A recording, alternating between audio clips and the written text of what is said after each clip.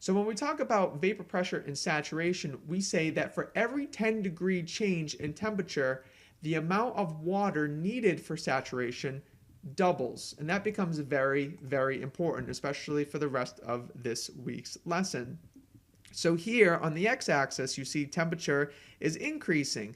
And so it's an exponential curve, which means that in order for our air parcels to become saturated, the warmer the air parcel is, the more water is needed for saturation. So the warmer our air parcels are, the more water we can hold in our atmosphere.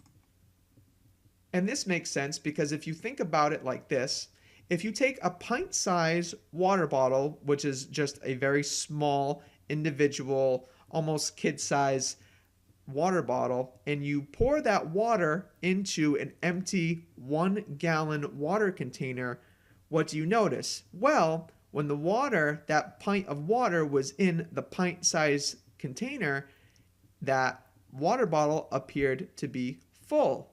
However, when you take the same amount of water and you actually pour it into the gallon-filled container, well, the gallon-filled container still looks almost empty just because it can hold much more than just a pint of water. So the gallon still appears empty even though that same amount of water made the pint-sized water bottle look more full. So in our case, when we increase temperature, we're also increasing how much water we can actually hold in our atmosphere. And this is going to be extremely important, especially when we talk about the next couple of items.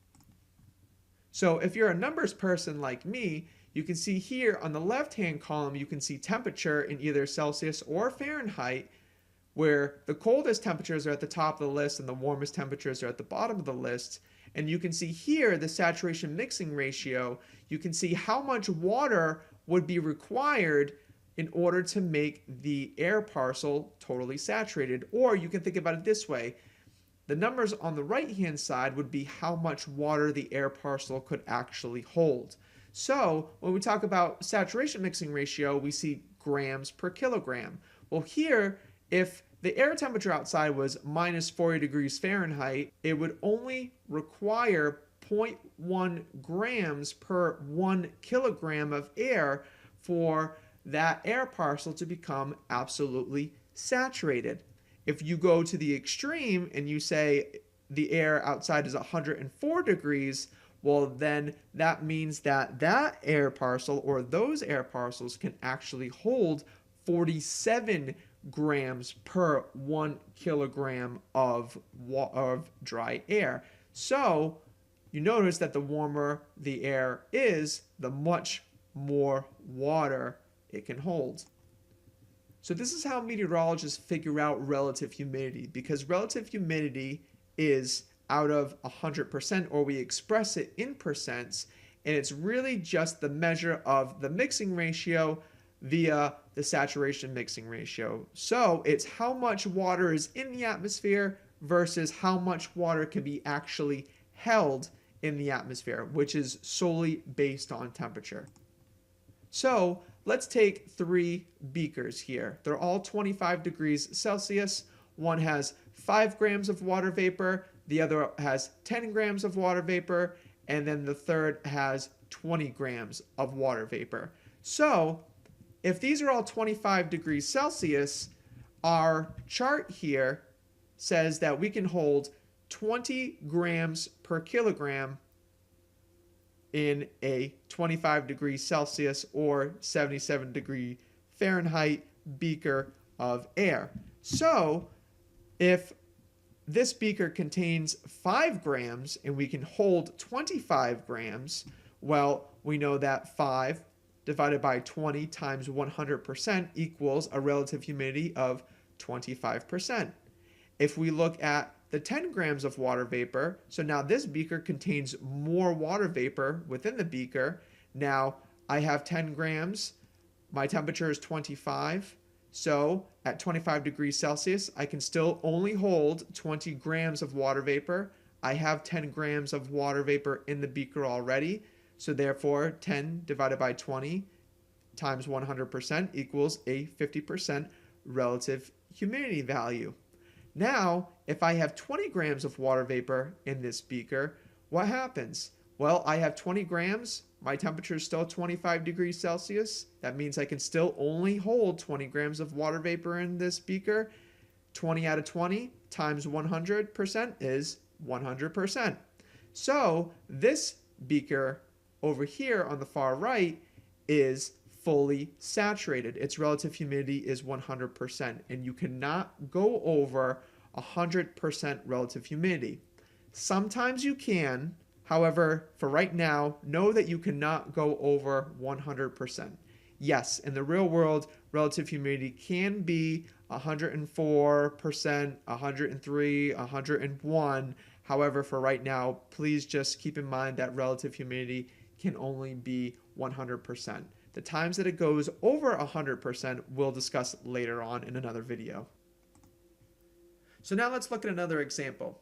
We have 3 beakers again, all that contain 7 grams of water vapor. Well, at least the first 2 hold 7 grams of water vapor. But what I want you to notice here is the temperature via all 3 beakers. The initial beaker is 20 degrees Celsius.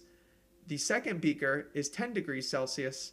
And the third beaker is 0 degrees Celsius or 32 degrees Fahrenheit.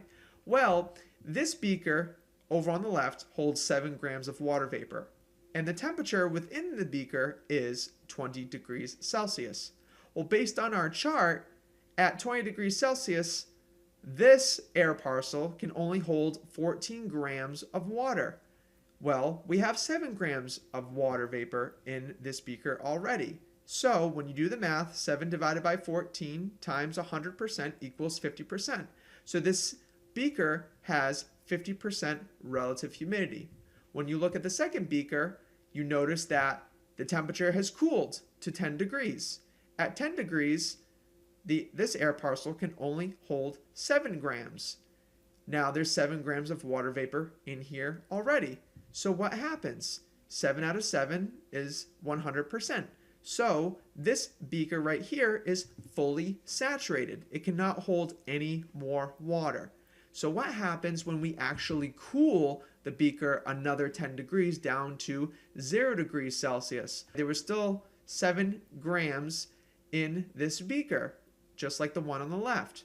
So we haven't pulled out any water, but all we have done is cooled the temperature within the beaker.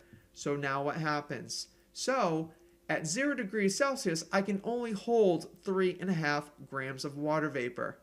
But there were 7 grams of water vapor in this beaker. So when I cooled the temperature down, I reduced the amount of water that this air parcel can hold. So now it can only hold 3.5 grams of water. I had 7 grams of water in here. Well, remember, the most you can ever be is 100% relative humidity. Okay? So what does that mean? That means that my relative humidity is 100% because I can only fit 3.5 grams of water in this beaker because it has cooled to 0 degrees Celsius, which can only hold 3.5 grams of water. So what happens to the other 3.5 grams? Well, it condensates and actually becomes liquid water. So it was squeezed out of the air that is within this beaker. If you think about it like a water bottle, what happens if you try to fit 20 ounces of water in a 10-ounce glass? It's going to overflow. And so that's exactly what happens in our atmosphere when we talk about clouds and precipitation. But in this case, in this beaker, you can just visually understand what happens when we decrease the temperature. We reduce the amount of water vapor that our atmosphere can hold.